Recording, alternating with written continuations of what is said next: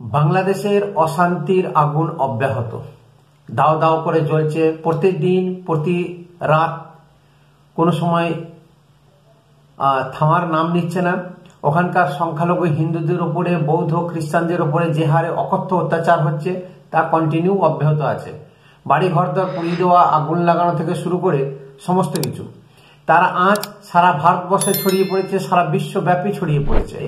পশ্চিমবঙ্গ বা বর্তমান সরকার কোনোদিনই এরকম আওয়াজ ওঠায়নি বাংলাদেশের এগেনস্টে, বাংলাদেশের বিরুদ্ধে কোনোদিন কোনো কথা বলেনি, বাংলাদেশকে নিয়ে চলেছে। উনি সংখ্যালঘু তোষণকারী আমাদের মুখ্যমন্ত্রী। তিনি মমতা ব্যানার্জি বিধানসভাতে বাংলাদেশের এগেনস্টে হয়ে একবার কথা বলেছেন। উনি বলেছেন যে এই মুহূর্তে ভারতের ভাবা উচিত এবং ভারতকে শান্তি সেনা পাঠিয়ে সেই দেশের পরিস্থিতিকে ঠিক করে দেওয়া উচিত। এই কথাটি বাংলাদেশের যত হুজুর, মুমিন এবং বিএনপি জামাতরা আছে তারা রেগে আগুন। তারা ওখান থেকে বলতো যে পশ্চিমবঙ্গ আমাদের হাতের মুঠোয় আছে, ওখানে আমাদের মমতা ব্যানার্জি আমাদের সঙ্গে আছে, অতএব আমরা ভারতকে খুব শীঘ্রই আক্রমণ করব। পশ্চিমবঙ্গ অলরেডি আমরা নিয়ে ফেলেছি। এখন সবার মুখে মুখে যেটা ফিরছে, ভারত কি তাহলে সার্জিক্যাল স্ট্রাইক করবে? এখন সেটাই হচ্ছে লাখ টাকার প্রশ্ন। নমস্কার, আমি অসীম দাস।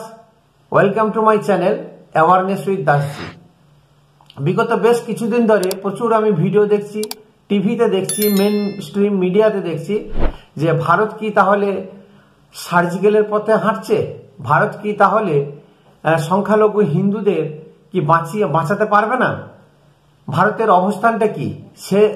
সে দেশের নিউজ চ্যানেল থেকে শুরু করে তাদের সেই তত্ত্বাবধায়ক সরকার থেকে উপদেষ্টা কমিটি থেকে শুরু করে প্রত্যেকেই কিন্তু এখন আশাহত এবং ভারত কি পদক্ষেপ নিচ্ছে সেই দিকে তারা প্রতিনিয়ত নজর রেখেছে এবং সার্জিক্যাল স্ট্রাইক করবে কি করবে না সেটাই এখন লাখ টাকার প্রশ্ন। আমার কাছে যেটা প্রশ্ন বা আমার কাছে যেটা মনে হয়েছে বা আমি সমস্ত উত্তর খুঁজে পেয়েছি, এই মুহূর্তে ভারত একটা ছোট্ট দেশ, তার প্রতি সার্জিক্যাল স্ট্রাইক বা এরকম সৈন্য নামাতে যাবে না বা এরকম ধরনের কোনো আক্রমণ করবে না। কারণ ভারতের ভৌগোলিক পজিশন এমনই, সে একটা মানুষের বগলের, এই যে বগল আছে এই বগলের মধ্যেই ঢুকে আছে বাংলাদেশ, তাকে এরকম চিপটে দিলে এমনি মরে যাবে।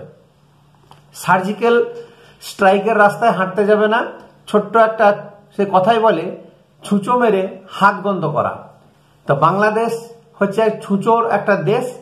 সে দেশের নিম্ন শ্রেণী কীট পতঙ্গ বাস করে, সেখানে মানুষ, শুভবুদ্ধি সম্পন্ন মানুষ ওখানে নেই বললেই চলে। সেই দেশের প্রতি ভারতের অযথা গোলা বারুদ খরচা করবে না। প্রশ্ন হচ্ছে যে তাহলে চুপ করে কি বসে থাকবে? ভারত কিন্তু চুপ করে বসেও নেই, সে তার নিজের কাজ করে যাচ্ছে। ভারত দূরদৃষ্টি সম্পন্ন।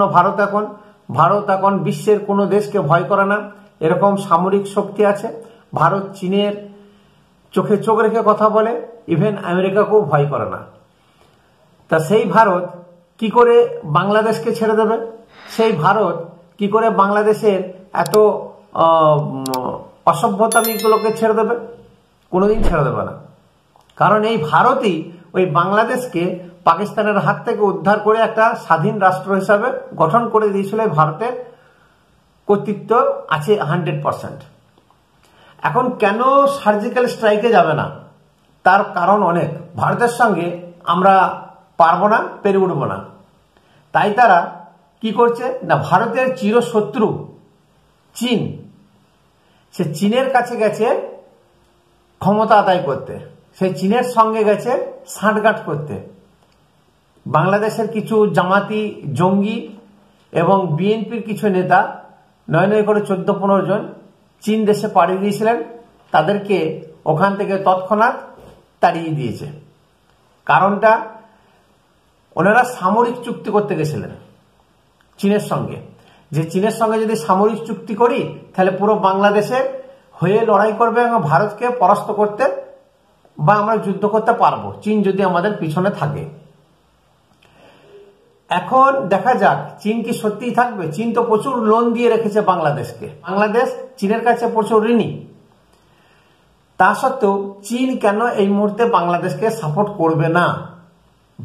চীনও জানে ভারত এই মুহূর্তে আমাদের শত্রু, ব্যবসা বাণিজ্যিক ক্ষেত্রে, সামরিক ক্ষেত্রে, সমস্ত দিক দিয়ে দক্ষিণ এশিয়াতে ভারত আমাদের প্রতিপক্ষ হয়ে উঠছে। তা সত্ত্বেও বাংলাদেশকে সাহায্য করতে এগিয়ে আসবে না, ভারতের হয়ে এগেনস্টে লড়াই করতে আসবে না।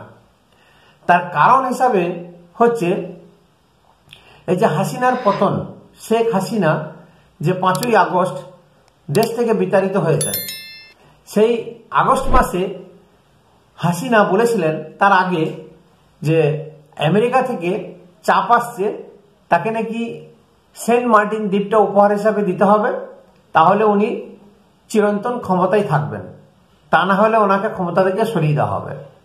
এখন মার্কিন যুক্তরাষ্ট্র চাইছে যে এই বাংলাদেশের কাছে একটা সামরিক ঘাঁটি তৈরি করতে। তা সেই সামরিক ঘাঁটি তৈরি করবে, সে জায়গা পাচ্ছে না, কোনো দেশে জায়গা পাচ্ছে না। এখন এই মুহূর্তে মায়ানমার আজ বিগত বেশ কিছু বছর ধরে অশান্তি চলছে সেখানে, সেখানে কখনো সামরিক অভ্যুত্থান, কখনো গণ অভ্যুত্থান, কিছু না কিছু লেগেই আছে। সেই দেশটা অশান্ত হয়ে আছে, সেটা বৌদ্ধ কান্ট্রি আমরা জানি, সেখানেও খ্রিস্টানের পদার্পণ। এবং শুধু তাই নয়, হাসিনার যে অভিযোগ সেটা কিন্তু মিথ্যা নয়। ওনার কাছে অভিযোগ করছে যে সেন্ট মার্টিন দ্বীপটা দিলে সেটা একটা খ্রিস্টান কান্ট্রি হিসাবে তৈরি করবে। সেন্ট মার্টিন মায়ানমারের কিছু অংশ এবং ভারতবর্ষের কিছু অংশ নিয়ে একটা খ্রিস্টান দেশ তৈরি হবে। তো এই আমেরিকা, ব্রিটেন, এদের নজর কিন্তু আজকে নতুন না, সেই স্বাধীনতার বহু আগে থেকে, যে দেশ যখন ভাগ হয়েছিল ঠিক তখনও ছিল। কারণ এই যে ভারতবর্ষের আমাদের 7 সিস্টার্স বলি, যে আমাদের 7টা রাজ্য আছে, আসাম, অরুণাচল প্রদেশ, নাগাল্যান্ড, মেঘালয়, মণিপুর, মিজোরাম এবং ত্রিপুরা, এই যে 7টি রাজ্য, এই 7টি রাজ্য টোটালটাই হচ্ছে পাহাড়ি অঞ্চল এবং খুবই দুর্গম রাজ্য। সেখানে না পরিবহন ব্যবস্থা ভালো, না শিক্ষা ব্যবস্থা অনেক জায়গায় ভালো, না স্বাস্থ্য পরিষেবা আছে। সেখানকার জনজাতি এখনো উন্নত মানের জীবনযাপন করে না। এই 7টি রাজ্যকে ধীরে ধীরে অনেকাংশে খ্রিস্টান কমিউনিটি বা খ্রিস্টান ধর্মে ধর্মাবলিত করতে পেরেছে। আমেরিকা এবং ব্রিটেন বহুদিন আগে থেকে এই জিনিসটা আছে। তারা চাইছে যে এই 7টি রাজ্যকে যদি ভারত থেকে কেড়ে নেওয়া যায়, তাহলে আমরা কিন্তু এখানে একটা খ্রিস্টান কান্ট্রি তৈরি করতে পারবো। যদি একটা খ্রিস্টান দেশ তৈরি হয় এবং সেটা যদি আমেরিকার দখলে থাকে, তাহলে সমস্ত দক্ষিণ পূর্ব এশিয়া আমেরিকা কবজা করতে পারবে এবং সমস্ত দেশকে ভয় দেখাতে পারবে। এক দেশের সঙ্গে অন্য দেশকে লড়াই লাগিয়ে রেখে দেবে জীবনভর এবং তাদের সমস্ত ব্যবসা, কারবার, বাণিজ্য চালাবে। এটা হচ্ছে তাদের ফন্দি। সেটা চীনও জানে, যদি আমেরিকা এখানে বসতে পায়, তাহলে চীনকেও কিন্তু শান্তিতে থাকতে দেবে না। অতএব শত্রু হয়, আবার শত্রু অনেক সময় পরম বন্ধু হয়। অতএব ভারতকে যদি ভারতের পিছনে লেগে যদি বাংলাদেশের হয়ে লড়াই করতে আসে, তাহলে একভাবে চীনেরও বিপদ। তাহলে এই মুহূর্তে চীন বাংলাদেশকে না নিয়ে ভারতের সঙ্গেও থাকতে পারে। তার কারণ ভারতও চায় না মার্কিন ঘাঁটি এখানে তৈরি হোক। মায়ানমার, ভারতবর্ষ, বাংলাদেশের কিছু অংশ নিয়ে যদি একটা দেশ তৈরি হয়ে যায়, তাহলে কিন্তু সমূহ বিপদ। ইভেন কিছুদিন আগে মিজোরামের মুখ্যমন্ত্রী আমেরিকা সফরে সেখানে গিয়ে বলেছেন যে আমরা আমাদের একটা আলাদা ঐতিহ্য, আমাদের সংস্কৃতি এবং সমস্ত সামাজিক দায় দায়িত্ব, এটা কিন্তু আমরা নিজের মতন করে পালন করব। এতে কারো হস্তক্ষেপ বা নাক গলানো আমরা পছন্দ করব না। যার জন্যে আমরা আমাদের মতন করে থাকবো। ওরা ঠিক করেই নিয়েছে ওখানকার যত জনজাতি বা যে সমস্ত ট্রাইব গোষ্ঠী আছে, এরা প্রত্যেকেই সম্মিলিতভাবে একটা নতুন দেশ, যে দেশের নাম হবে জোগাম।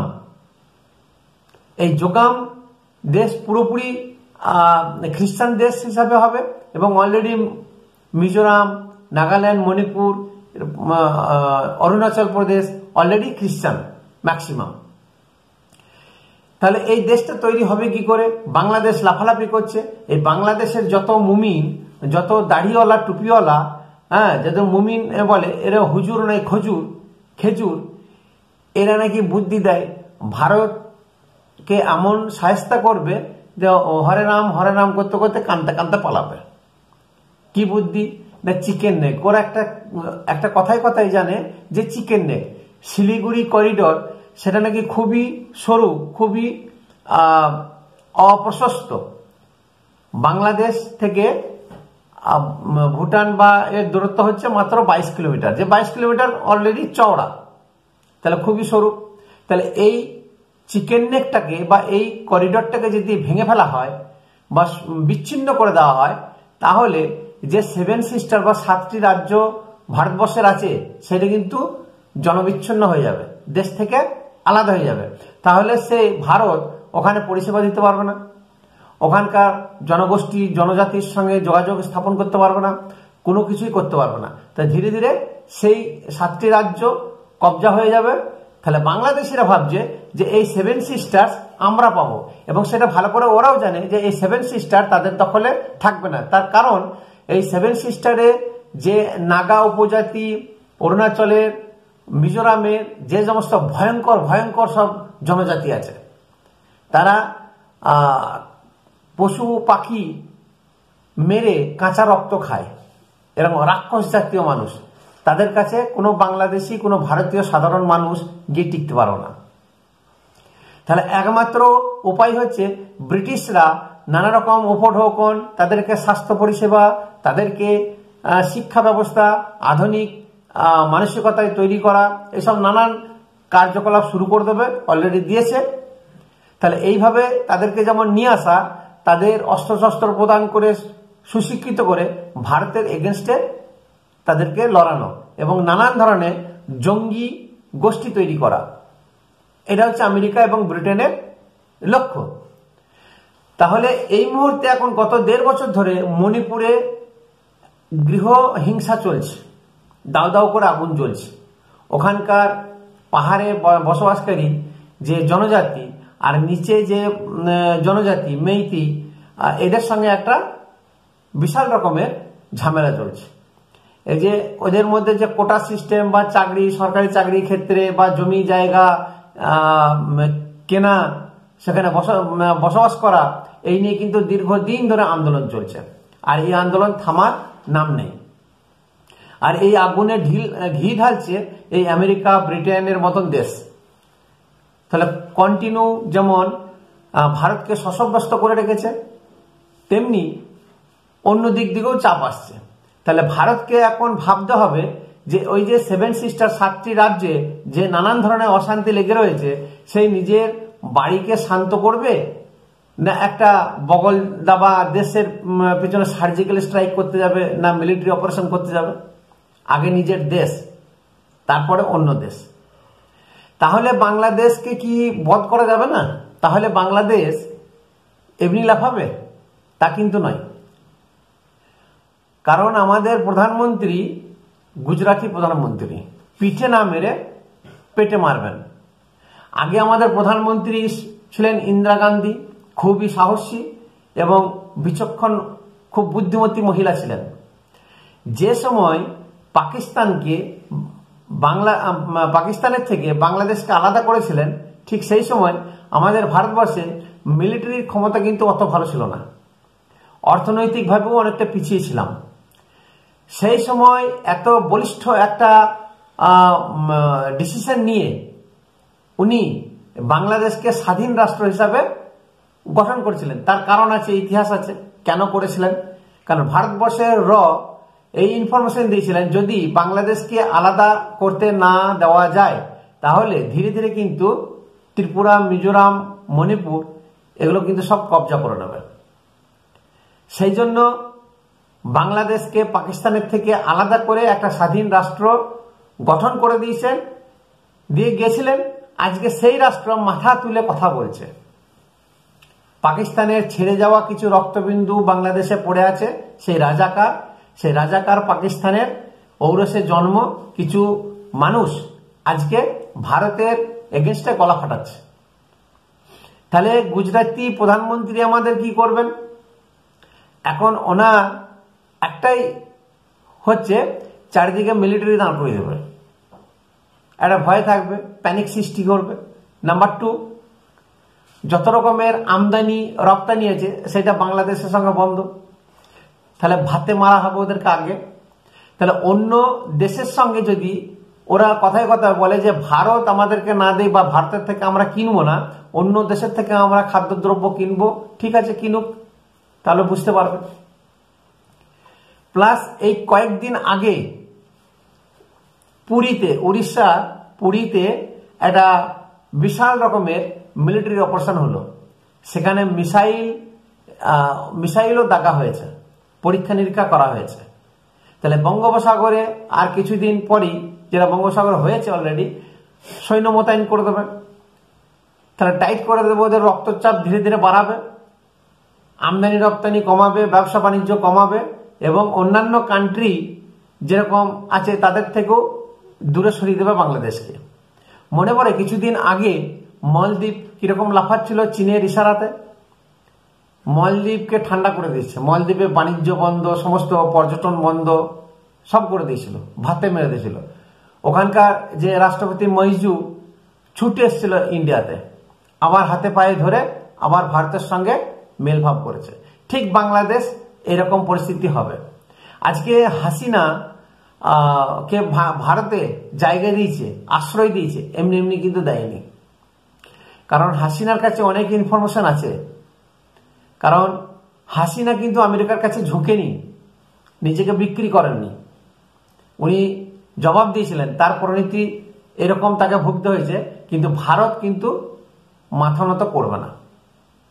তাহলে বাংলাদেশকে সার্জিক্যাল স্ট্রাইক না, ভাতে মারা হবে এবং পাতে মারা হবে, আপনামনি সোজা হবে। আর বাকি যেগুলো ফাঁকে ফোকর বেড়েছে ওগুলো বর্ডারে গুলি করে মারা হবে। আর এইরকম প্রচুর মানুষ যারা সোশ্যাল মিডিয়াতে বা অন্যান্য জায়গায় গালাগালি করছে, ভারতকে গালাগালি করছে, ভারতের মানুষকে গালাগালি করছে, পতাকা, আমাদের জাতীয় পতাকার অপমান করছে, সেগুলো আমাদের ভারতের পাবলিককে দায়িত্ব নেওয়া উচিত।